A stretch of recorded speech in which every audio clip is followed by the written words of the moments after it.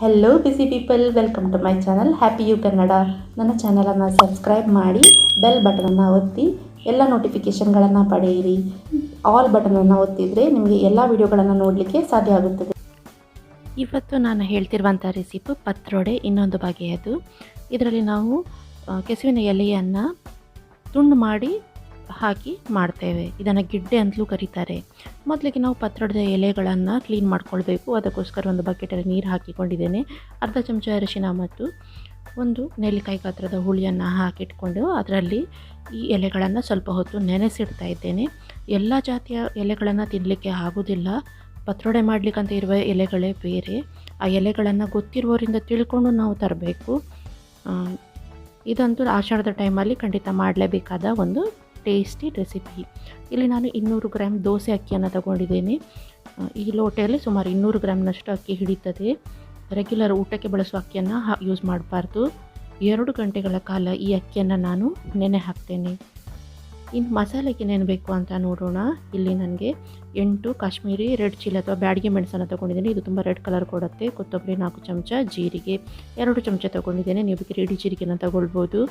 ಇಲ್ಲಿ 1 ಈರುಳ್ಳಿ, ಇದು ಆಪ್ಷನಲ್, ನಿಮಗೆ ಇಷ್ಟ ಇದ್ದರೆ ಮಾತ್ರ ಹಾಕಿ. 1/4 ಸ್ಪೂನ್ ಅರಸಿನ, 1/4 ಸ್ಪೂನ್ ಮೆಂತೆ, ಇಲ್ಲಿ 1 ಚಮಚ ಉದ್ದಿನಬೇಳೆ, 1 ಚಮಚ ಕಡಲೆಬೇಳೆ ಮತ್ತು ಗೋಳಿ ಗಾತ್ರದ ಹುಳಿ.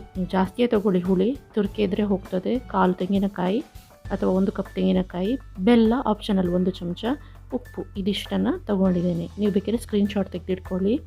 ಇಲ್ಲಿ ನಾನು ತೆಂಗಿನ ತುರಿಯನ್ನು ಹೆರೆದಿಟ್ಕೊಂಡಿದ್ದೀನಿ. ಸುಮಾರು 1 ಕಪ್ಪಿನಷ್ಟು ತೆಂಗಿನಕಾಯಿ.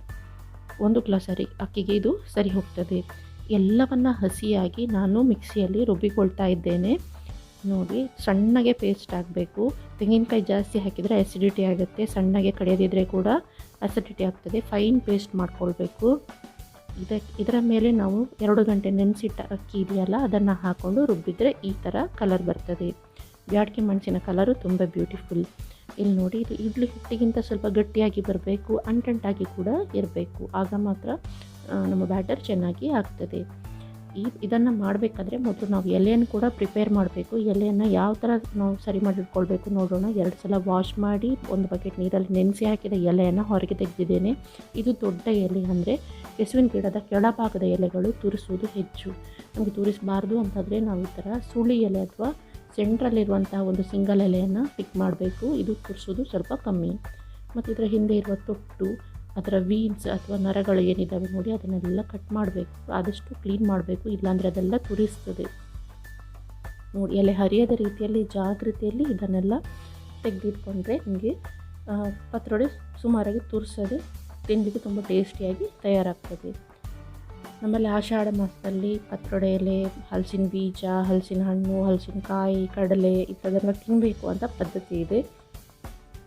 ಸೊ ನಮ್ಮ ವಾಯುಗುಣಕ್ಕೆ ಅನುಗುಣವಾಗಿ ನಮ್ಮ ಆಹಾರ ಪದ್ಧತಿಯನ್ನು ಹಿರಿಯರು ನಿರ್ಧಾರ ಮಾಡಿದ್ದಾರೆ. ಅದನ್ನು ನಾವು ಫಾಲೋ ಮಾಡಿದರೆ ನಮ್ಮ ಹೆಲ್ತಿಗೆ ತುಂಬ ಒಳ್ಳೆಯದು.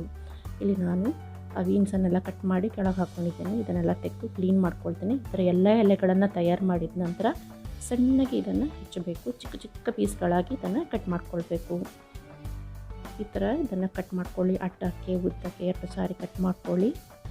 ಸಣ್ಣಗೆ ಹೆಚ್ಚಿಟ್ಕೊಂಡದನ್ನು ನಾವು ಅಲ್ಲಿ ಬಂದ ಅಥವಾ ಹಿಟ್ಟೇನು ರೆಡಿ ಆಗಿದೆ ಅದರೊಳಗೆ ಹಾಕ್ತೇವೆ.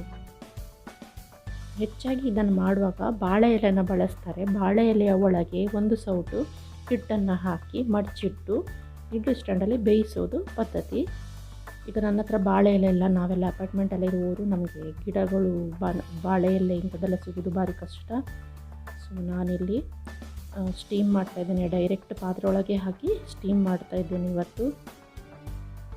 ನೋಡಿ, ಸಣ್ಣದಾಗಿ ಹೆಚ್ಚಬೇಕು. ಕೆಲವೊಮ್ಮೆ ಎಲೆ ಹೆಚ್ಚು ತುರಿಕೆದ್ದಾದರೆ ಈ ಥರ ಕಟ್ ಮಾಡುವಾಗಲೇ ಕೈಯೆಲ್ಲ ತುರಿಸ್ಲಿಕ್ಕೆ ಶುರುವಾಗ್ತದೆ. ಸ್ವಲ್ಪ ಕೈಗೆ ಕೊಬ್ಬರಿ ಎಣ್ಣೆಯನ್ನು ಹಚ್ಚಿಕೊಳ್ಳಿ. ಎಣ್ಣೆ ಹಚ್ಚಿಕೊಂಡೇ ಈ ಕೆಲಸವನ್ನು ಶುರು ಮಾಡಿ. ತುಂಬ ಕೈ ತುರಿಸಿತು ಅಂತಾದರೆ ಹುಳಿಯಲ್ಲಿ ಕೈಯನ್ನು ಉಜ್ಜಿಕೊಳ್ಳಿ, ಆವಾಗ ತುರಿಕೆ ಕಡಿಮೆ ಆಗ್ತದೆ. ಇಲ್ಲಿ ನೋಡಿ, ಸ್ವಲ್ಪ ಎಲೆಗಳನ್ನು ಹಾಕಿ ನಾನಿಲ್ಲಿ ಹಿಟ್ಟನ್ನು ಕಲಿಸ್ತಾ ಇದ್ದೇನೆ. ಇದೇ ರೀತಿ ನೀವು ವಿಟಮಿನ್ ಸೊಪ್ಪನ್ನು ಯೂಸ್ ಮಾಡ್ಬೋದು, ಗೆಣಸಿನ ಸೊಪ್ಪುಗಳನ್ನು ಕೂಡ ಯೂಸ್ ಮಾಡ್ಬೋದು, ಕ್ಯಾಬೇಜನ್ನು ಕೂಡ ಮಾಡ್ಬೋದು. ತುಂಬ ಟೇಸ್ಟಿಯಾಗಿರ್ತದೆ. ಖಾಲಿ ಆನಿಯನನ್ನು ಹಾಕಿ ಕೂಡ ಈ ಥರ ಮಾಡ್ಬೋದು. ಈ ಬಂದ ಅಥವಾ ಹಿಟ್ಟು ಹೆಚ್ಚಾಗಿದ್ದರೆ ನೀವು ಇದನ್ನು ಖಾರ ದೋಸೆ ಥರ ಕೂಡ ಮಾಡ್ಬೋದು. ತುಂಬ ಟೇಸ್ಟಿಯಾಗಿರ್ತದೆ. ಈಗ ನನಗೆ ಇಲ್ಲಿ ಎಲೆ ಸ್ವಲ್ಪ ಕಮ್ಮಿ ಆಯಿತು ಅಂತ ಕಂಡಿದ್ದು ಪುನೊಂದಷ್ಟು ಎಲೆಗಳನ್ನು ಹೆಚ್ಚಿ ಇಲ್ಲಿ ಹಾಕಿಕೊಟ್ಟಿದ್ದೇನೆ.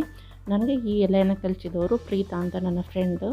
ಅವರಿಗೋಸ್ಕರ ನಾನು ಮೊನ್ನೆ ಕೆಸುವಿನ ಎಲೆಯನ್ನು ಸುತ್ತಿ ಮಾಡುವುದು ಒಂದು ವಿಧಾನದ ಪತ್ರೊಡೆಯನ್ನು ಪೋಸ್ಟ್ ಹಾಕಿದ್ದೆ. ನಿಮಗೆಲ್ರಿಗೂ ಇಷ್ಟ ಆಗಿತ್ತು. ಬೇಕಿದ್ರೆ ಐ ಕಾರ್ಡಲ್ಲಿ ಹಾಕ್ತೇನೆ, ನೋಡಿಕೊಂಡು ಟ್ರೈ ಮಾಡಿ. ಇದು 2ನೇ ವಿಧಾನ, ಗಟ್ಟಿ ಮಾಡೋದು ಅಥವಾ ಹಬೆಯಲ್ಲಿ ಬೇಯಿಸುವಂತಹ ವಿಧಾನ. ಇಲ್ಲಿ ನಾನು ಕೆಳಗೆ ಒಂದು ಪಾತ್ರೆಯಲ್ಲಿ ನೀರು ಹಾಕಿಕೊಂಡಿದ್ದೇನೆ. ಮೇಲಿನ ಪಾತ್ರೆಯಲ್ಲಿ ನಾನು ಇದು ತೂತಿರ್ತಿರುವಂಥ ಪಾತ್ರೆ, ಇದರ ಮೇಲೆ ನಾನು ಆ ಹಿಟ್ಟನ್ನು ಪೂರ್ತಿಯಾಗಿ ಹಾಕ್ಕೊಂಡಿದ್ದೇನೆ. ಫಸ್ಟಿಗೆ ನಾನು ಎಣ್ಣೆ ಪಸೆ ಸುತ್ತ ಹಚ್ಚಿಕೊಂಡು ಆಮೇಲೆ ಹಿಟ್ಟನ್ನು ಇದಕ್ಕೆ ಸುರಿದು ಸ್ಟೀಮ್ ಮಾಡ್ತಾ ಇದ್ದೇನೆ ಅಥವಾ ಹಬೆಯಲ್ಲಿ ಬೇಯಿಸ್ತಾ ಇದ್ದೇನೆ. ನನ್ನ ಇಡ್ಲಿಯ ಪಾತ್ರೆ ಹಾಳಾಗಿದೆ, ಅದು ನನಗೆ ತುಂಬ ಬೇಸರದ ವಿಷಯ.